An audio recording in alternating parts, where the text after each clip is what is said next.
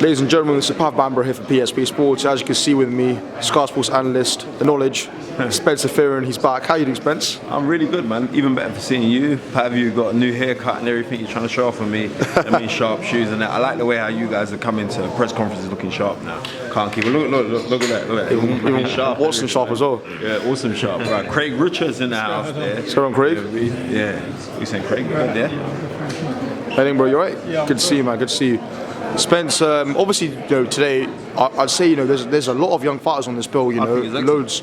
You got obviously Martin Wall, now British champion, Jay Ball fighting for the WBA in an eliminator. How would you assess this whole card, Spencer, firstly? It's an excellent card. Just look at all the names as you've gone through. Really, really good. We also got Katie Taylor, who I think is fantastic. I think she is more of the equivalent, or further the equivalent of Ronda Rousey has done in UFC, how she's utilised the sport for females, right? But we're dealing with someone like a Katie Taylor.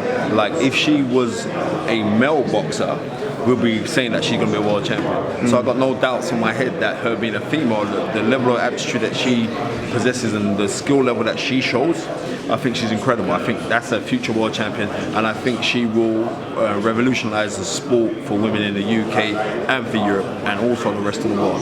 But something that's been spoken about Katie Taylor this week, obviously she got an unbelievable amateur record, but I think now people are saying, I think even Eddie Hearn said, I think the public needs to start looking at her as more of as a fighter instead of a female fighter. No, but yeah, it's kind of cool that Eddie Hearn's saying that, but really, really, truly, she's actually female, right? So I think it's good that we can look on her as a female, so we can break down or get rid of the stereotypes that females can't fight. Because they can fight. Because if you go back 10 years ago, I was 15 years ago, I was really, really cynical about female boxing, right? Because their level of skill wasn't the level that like someone like Katie Taylor possesses. Sure. But you look at someone like Katie Taylor, Clarissa Shields, who had her first professional fight last week, and boxed well, but she had a war, and she can actually box better than that. But Katie Taylor, everybody knows anything you want to deal with me, I deal with the science of the game. And Katie Taylor is a scientist. And look at the things that she does. And even as the amateur, you think, oh my word. And she's superb. She's a scientist. She understands the fundamentals of the game. And I think like she's going to be a very, very, very big star. Spencer, also, additionally, what kind of, I know people say the amateur and the pro game are very different, but I mean, with that coveted amateur record, surely that's only going to hold her in good stead for the pro game. Well, this is how it goes. When you turn professional, you be in top elite. She was an elitist as an amateur, right? You actually do a regression. Like the people who you're facing, they're not going to be as good as the people that you fought in the semi-finals, quarter-finals, and in the finals itself. They're not going to be the same level. But here in the fight that she's got now, who she's going to be fighting, she's fighting a former world title challenger. So that's kind of deep, right? You imagine like someone having their first pro fight and you're fighting, let's twist it now. Anthony Joshua's first pro fight and he's fighting Tony Thompson who fought for a world title. You would think it's unheard of, right? Yeah, exactly. Exactly. So you've got to give her props. That's the level of belief that we believe in her, that she can actually go and fight somebody of that level and of that magnitude. And she's going to come out victorious as well. Trust me, Katie Taylor's superb. Spencer, also, let's talk a bit about obviously Haroon Davies as well. He's fighting a guy like Andreas Scarpa. He beat John Wayne Hibbert. Obviously, I think Eddie Hearn was in the press conference say, Haroon's been talking a while now about having a good, solid opponent, and Haroon feels like he sounds confident. He feels like he's ready for his test of Scarpa. Definitely for Saturday night, it's a big test. It's like Haroon Davies, when it comes to experience, is very limited, right? But people in the gyms, and this is like from the time when he was winning Box Cup about 4 years ago and stuff like that. Yeah, we knew that he was very, very good. And we go back a little bit of history for you guys. Go back and watch Lloyd Marshall, who was a very, very good light heavyweight and middleweight, and Lloyd Marshall was a fantastic fight. There was a fight with Lloyd Marshall against Freddie Mills, which was in this country. Yeah, it was in this country. Like, I think it was like 1944, around about that time. If you look at Haroon Davies is the actual reincarnation of Lloyd Marshall. The way he has his hands down low, he's got a wide stance, the way he can throw shots at weird angles. He's a natural reincarnation of a guy that was in the murderer's row. You know what I mean? And then here we go. And that's Scarpa there. So yeah, there's Scarpa there. But, so I would say firsthand, Haroon Davies is special. But you can only really be special if you do special things. So he's got to go do a special thing. come Saturday night, he's got to do something special. Scarp is very good. We saw in the John Wayne Hibbert fight that he's very good. But I think he's kind of tailor-made for someone like with a punch power O'Hara Davies. And O'Hara's my boy, so fingers crossed O'Hara is successful. Spence, obviously last time I saw you it was Anthony Joshua press conference, and then the day before that was Dillian Whyte-Chisora. Obviously, you know, Whyte-Chisora came, as we saw, on Sky as well in a release. It got very heated. They came to blows on Sky. There was a press release as well. What, obviously, you know, you can't say too much as to what happened, but what sort of happened in that area? I mean, are you aware of anything that happened? I am aware, but it's like, come on, you got two entities juggling for ego in one place. Emotions are running high, then things can kick off. There's nothing. I've seen 10 times worse. Yeah, it did kick off, but that's the emotions, and like that's how much it means to both men. Like when you look at somebody like Whyte-Chisora, he knows his last chance saloon for him, right? So much so that he's actually gone to Russia. He's sparring with Fearon. Now, this is no disrespect to Dillian Whyte, but Fearon is a well-experienced, fine-tuned guy, and he's a higher entity of level, world class than what Dillian Whyte is.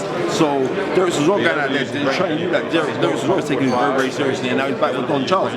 And also with Derek knows, like, if I slip up here, 6 years ago I was British champ, right?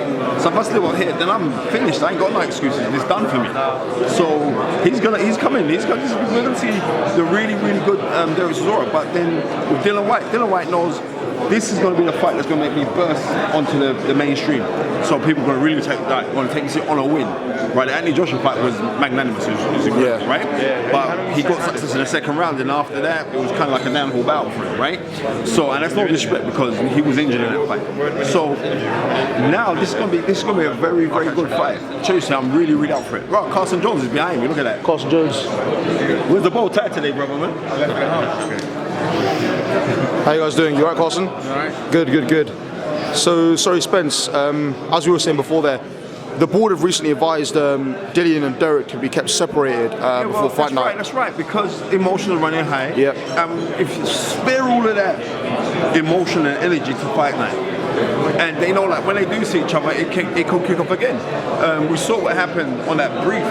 Everybody saw it, right? Yeah. So therefore, let's avoid it. It sold the fight anyway. That little ballyhoo there sold the fight. Yeah. Now, more people are talking about that fight than they are talking about Anthony Joshua's fight, and that's for a world title. So let's just be hyped just to watch that fight and leave it at that, man. Just keep them apart. Spence, finally, sorry, Anthony Joshua Molina. I didn't manage to get you off the press conference for that one. Firstly, what do you make of Molina as an opponent for Joshua? How do you mean? What do you make of Molina as an opponent for Anthony Joshua so far? It is what it is, right? And I'm being real. It is what it is. I can see credits, and I can also see non-credits to the fact that I wanted to have chosen somebody like that for Anthony Joshua, only because off of the back of we were all getting hyped thinking that we were just going to fight Klitschko. Yeah. Now, if straight after the fight, Eddie Hearn said, right, next fight is going to be Eric Molina, nobody would have complained. But because we as a fight public, we were all hyped to say, oh, is he going to go and fight? He's going to fight Klitschko. We were all gassed about it, and unfortunately it didn't happen. But you know what? It's still a good fight for him because of the success that Molina had in his fight with Deontay Wilder. He had successes in that fight. So therefore, it's a good fight. It's a learning fight for the simple fact that Anthony Joshua's going to learn just how hard he punches. Do you believe it will Joshua win by knockout? Joshua always wins by knockout, right? Yeah. So right, yes, 100%. Joshua by knockout. Scott Welsh, you know what I mean? Former British heavyweight champ. Everyone's in the house this, Spence. Everyone's here. And that's the great thing. Like, this is a kind of small show, right? But yeah, people have all turned out. Look at the crowd. We have a cacophony of people here today, and that's got to be a good thing, right? It's a good thing. Spencer Boxing's on the rise, man. Swear down, boxing on the rise.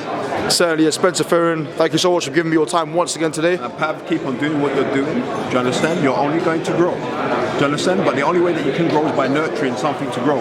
And what you're doing right now, you're nurturing your growth. Carry on growing, carry on studying, you know what I mean, and carry on trying to challenge my knowledge. So good. Appreciate that. All the best, Spence. Cheers. Thank you.